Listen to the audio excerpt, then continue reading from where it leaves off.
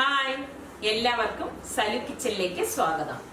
ഇന്ന് ഞാനിവിടെ ഉണ്ടാക്കാൻ പോകുന്നത് വളരെ നാച്ചുറൽ ആയിട്ടുള്ള ഒരു ജ്യൂസാണ്. ഇതിൽ മറ്റ് ഇൻഗ്രീഡിയൻസ് ഒന്നും ഞാൻ ചേർക്കാതെയാണ് ഈ ജ്യൂസ് തയ്യാറാക്കുന്നത്.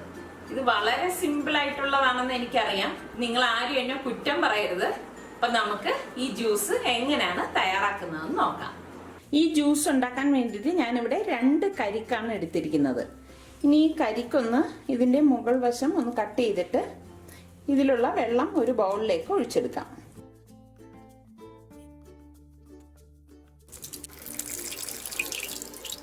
ഇത് ഞാൻ ഫ്രിഡ്ജിൽ വെച്ച് നന്നായിട്ട് തണുപ്പിച്ചെടുത്ത കരിക്കാണ് കേട്ടോ. നല്ല തണുത്തിരുന്നാലേ ഈ ജ്യൂസ് കുടിക്കാൻ നല്ല ടേസ്റ്റ് ഉണ്ടാവത്തുള്ളൂ.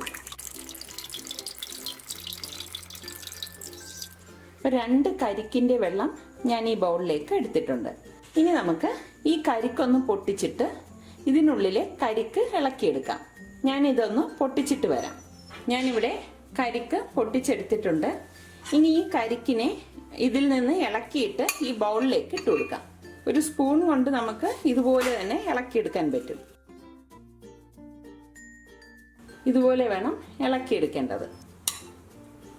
കരിക്കെല്ലാം ഞാനിവിടെ ഇളക്കിയെടുത്ത് വെച്ചിട്ടുണ്ട്. ഇനി നമുക്ക് ജ്യൂസ് അടിക്കുന്നത് എങ്ങനെയാണെന്ന് നോക്കാം. ജ്യൂസ് അടിക്കാൻ വേണ്ടിയിട്ട് നമുക്ക് ഈ ജ്യൂസറിന്റെ ഒരു ജാർ എടുക്കണം. ഇതിലേക്ക് ഈ ഇളക്കി വെച്ചിരിക്കുന്ന കരിക്കിട്ട് കൊടുക്കാം.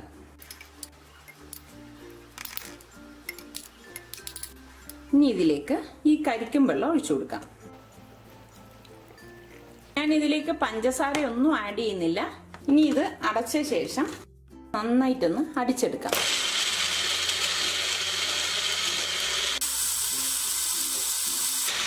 മതിയാകും. അങ്ങനെ നമ്മുടെ നാച്ചുറൽ ജ്യൂസ് ഇവിടെ തയ്യാറായിട്ടുണ്ട്. നമുക്കിനി ഇതൊരു സെർവിംഗ് ഗ്ലാസ്സിലേക്ക് ഒഴിച്ചു കൊടുക്കാം. അങ്ങനെ വളരെ പെട്ടെന്ന് തന്നെ തയ്യാറാക്കിയെടുക്കാൻ പറ്റുന്ന നാച്ചുറൽ ആയിട്ടുള്ള ഡ്രിങ്ക് ഇവിടെ തയ്യാറായിട്ടുണ്ട്. നിങ്ങൾ എല്ലാവരും ഇത് ട്രൈ ചെയ്ത് നോക്കി. നിങ്ങൾക്ക് ഇത് ഇഷ്ടമാണെങ്കിൽ ഇതിന്റെ ലിങ്ക് ഷെയർ ചെയ്യുവാനും ലൈക്ക് ചെയ്യുവാനും കമന്റ് ചെയ്യാനും മറക്കണ്ട.